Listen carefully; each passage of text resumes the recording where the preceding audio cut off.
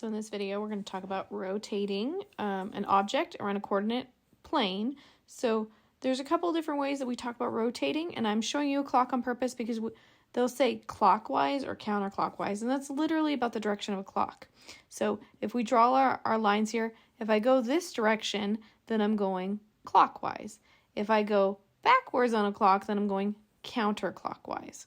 So it's just whenever they say that, you need to think of a clock and what's the correct way, the clockwise way, or counterclockwise, I'd be going backwards. So we have 3 rules here for rotation, and you're definitely going to want to keep these notes close while you're doing your homework. So if I want to rotate 90 degrees clockwise, so going, with the clock, or that's the same thing as going 270 degrees counterclockwise because it's going backwards. Now think of a circle. There's 360 degrees in a circle. So if I go 90 degrees clockwise, which would be kind of going from like 12 to 3, it's just a 90-degree turn. That's the same as if I went 270 degrees counterclockwise, because I'd have to go, that's 90, that's 180, that's 270. So I end up landing in the same place, okay? So if I want to make this kind of turn, this kind of rotation, then I take x, y, and what happens is x and y switch spots, and actually the x coordinate becomes negative. So I literally flip-flop them, and then I make the x coordinate, I flip the sign. It's not always going to be negative. That just means I flip the sign.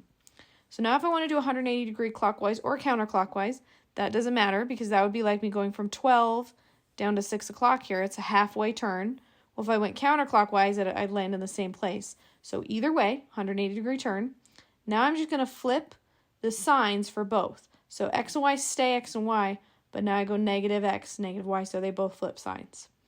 And now if I want to do a 90-degree turn counterclockwise, so that'd be like me going to 9 o'clock here counterclockwise, or 270 clockwise, that's going 90, 180, 270, so that 9 o'clock position here. Now I'm going to flip them again, so y and x flip positions, but now y becomes negative instead of x. So it's a little bit more to remember on that one. Kind of depends on the direction you're going. So you definitely want to keep this little chart with you so that it's easier to apply these. So let's go ahead and take a look at one. So we have the figure below has a point marked with a large dot. So we can see the large dot here. First, rotate the figure 270 degrees clockwise about the origin. Then give the coordinate of the marked point in the original figure. And then in the final figure once we do this clockwise turn. So I want to show you why we actually flip the x and the y when we do this, because 2 of these flipped, x and y, and there's a reason I can actually show you. So when we turn this, if we look at our notes, we filled these rules out. Well, if it's a 270 clockwise turn, that's actually down here, we're going to have negative y and x. So we're going to flip our coordinates around. So I'm actually going to do this first. I know they said do this after, but my original point was negative 4, 7. So you can see that I went over negative 4 and up 7 here for this one. And so I'm going to switch this. It's going to be 7 and 4, right? But now I need to flip the sign. That 7 is going to become negative because y becomes negative. So let's look at why that happens. I'm literally going to rotate the screen. So I guess this is kind of called like a Rickroll, but not the whole screen is going to roll. It's just going to be this part. So I want to show you when I turn this whole thing.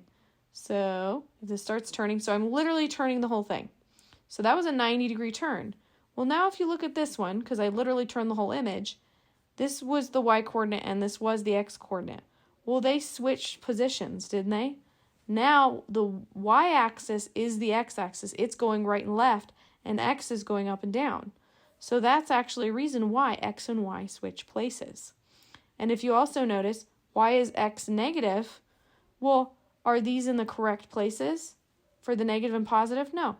These are all positives, but that's going down, and these are all negatives, but that's going up. So really they're backwards, which is why we have to apply that negative sign. So if I continue to turn, I do a 180-degree turn. And the x-axis is the y-axis, so come on. I'm going to do a 180-degree turn. So now you can see it's just completely upside down.